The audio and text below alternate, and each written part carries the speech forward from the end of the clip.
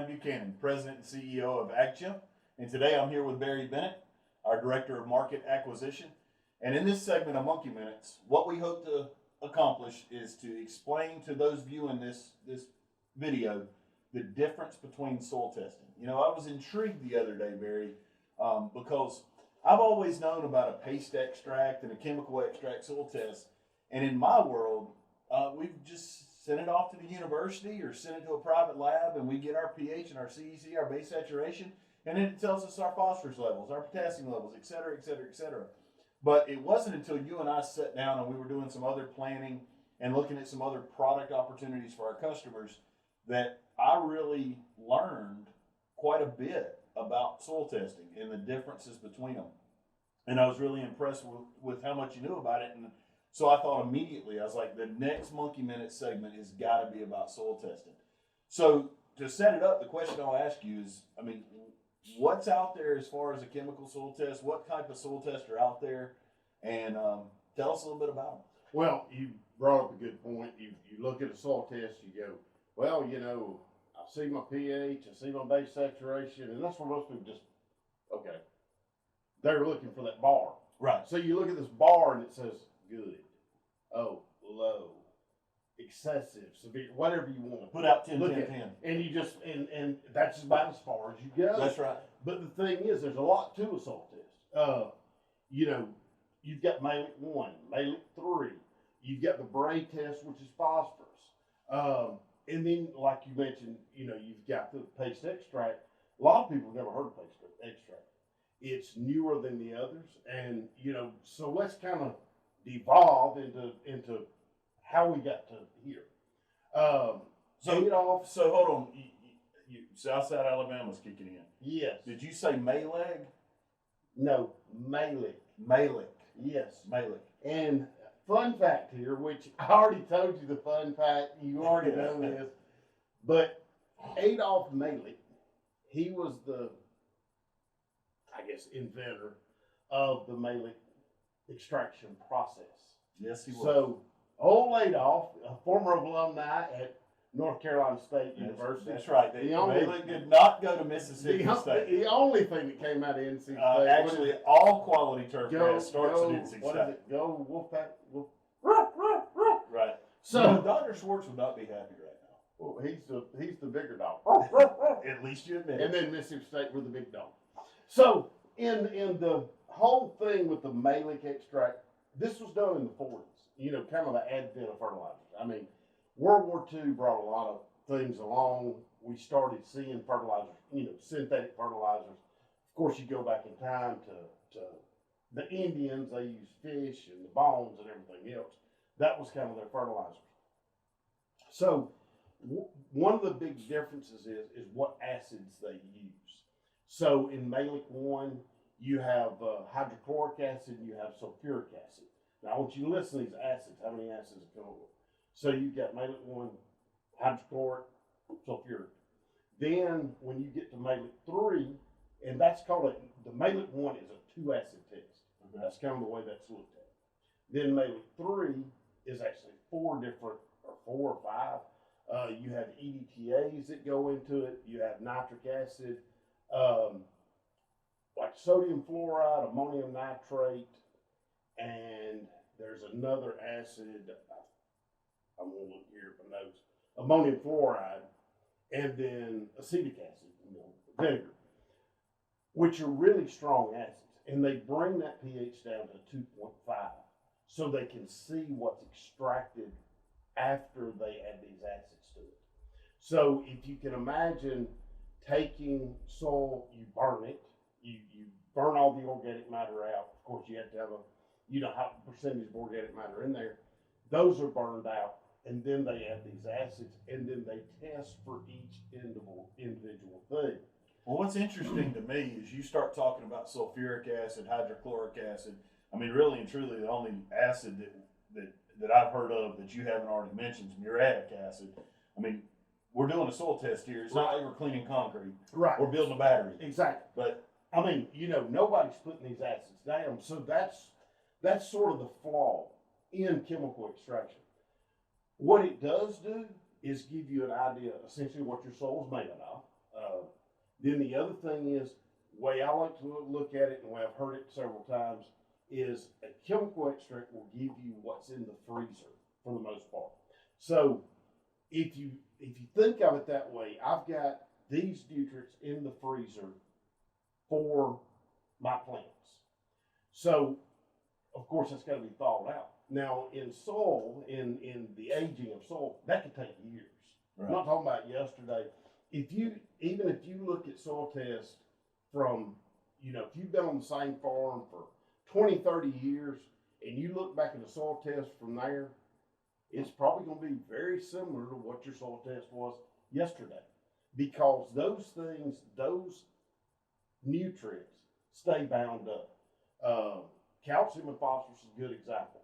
A lot of phosphorus in the soil. You get toward Florida, high phosphorus soils, that's essentially not available.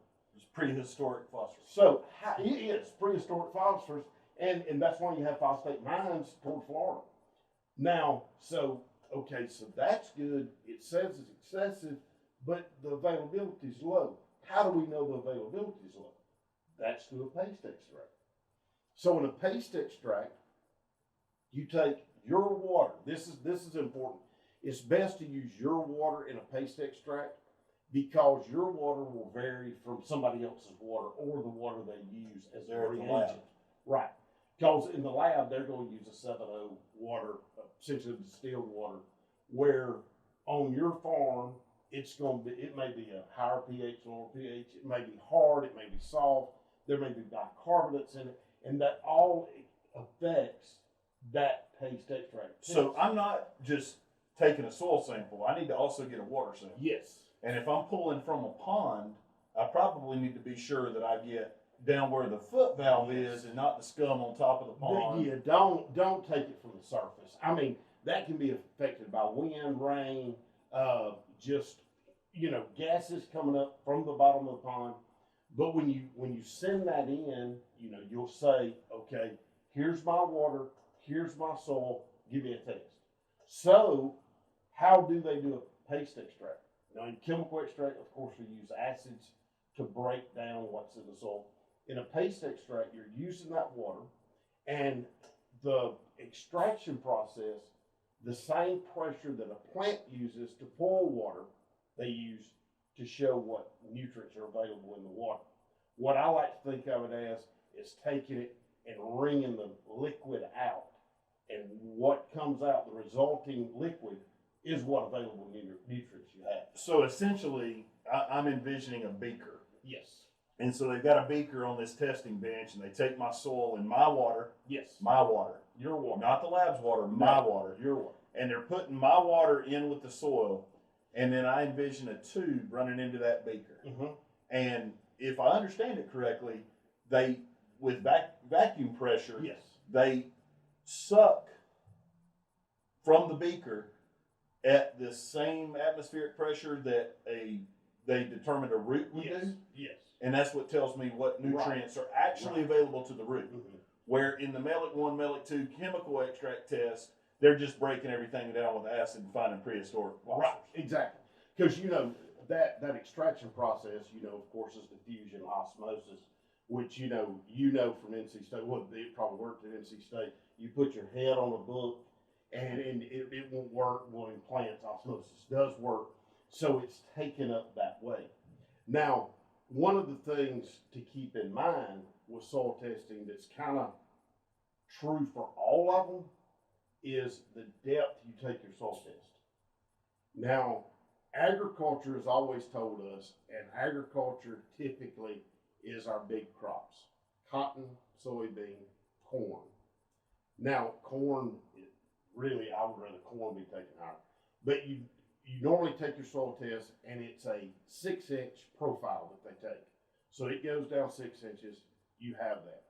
The reason Why is 6 inches standard? Okay, 6 inches is standard because that's an acre for a slice, which is 1 acre, 6 inches down.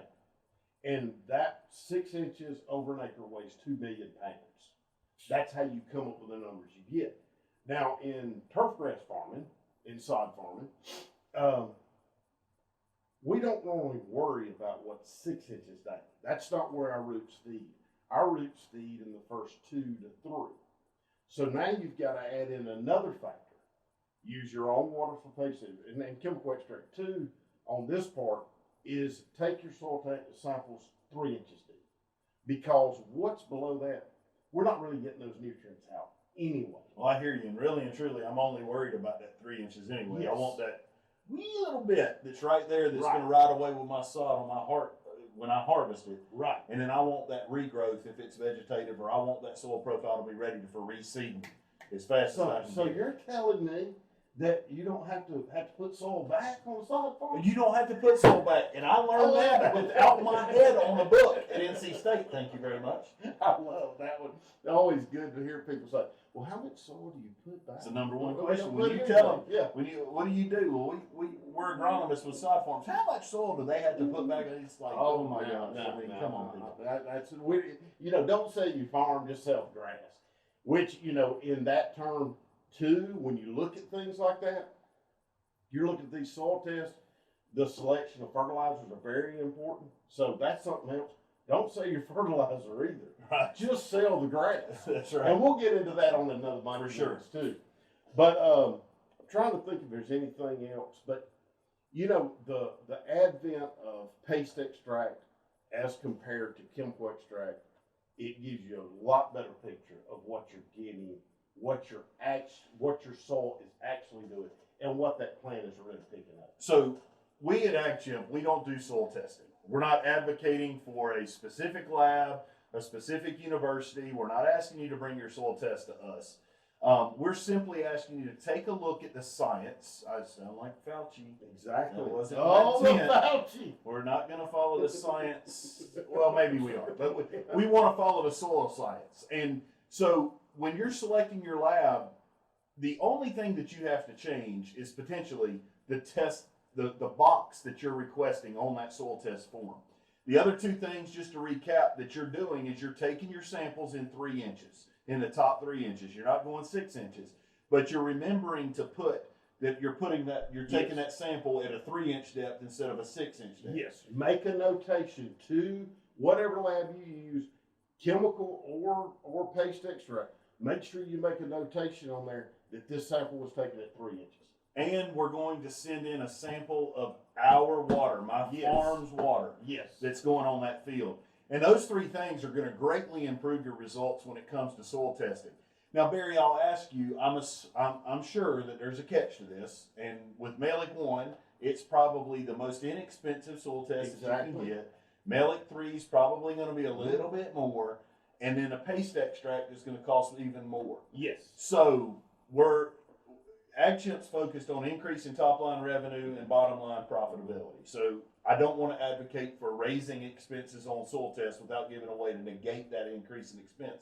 So if I'm interested in converting my farm from a Melic 1 soil testing program to a paste extract program, how can I do that and negate some of that cost? Well, one of the things you can do is look at your soil. And one of the things you can look at too is the U.S. Geological Service. They have different maps of soils. That's always kind of interesting. You can tell, I was actually going to France one time. I had to give a presentation, and I knew zero about the soil over there. And I just pulled up their comparable U.S. Geological survey, and I could tell what the pHs were essentially of those soils. That's very broad. We're talking about the entire country. But on your farm, you can look at your soil and go, well, this soil's got kind of the same color. This one's on a slope. This one stays a little wetter. Just sample those areas. But sample, several positions in that same appearance of soil. That same soil appearance. 3 inches deep. 3 inches deep. And just combine all that. And So what you're saying is, in essence, where I'm used to gridding and doing multiple samples across the field, in order to negate the cost, one thing I could do is enlarge my sampling area, as I don't, just to be sure to not cross different soil profiles or soil types, but increase my grid area. Yes. And then, if I understand you correctly, most labs, if I do a paste extract, is also going to include, by nature, the Melic 1. Yes. Yeah, usually always, because that has to be done in a lot of cases. I'm not exactly sure how that interaction is, but when you come up with your base saturation, your pH, those are already CEC. going to be done. CEC is done a little different. That's not even Malik 3 or Malik, that's a whole nother ball of wax we're not going to get into. But yes, you're going to get that. The thing about the grid system, it looks cool on a picture. I mean, I've seen what you can do with AgChip technology. The same thing can be done with the paste extracts.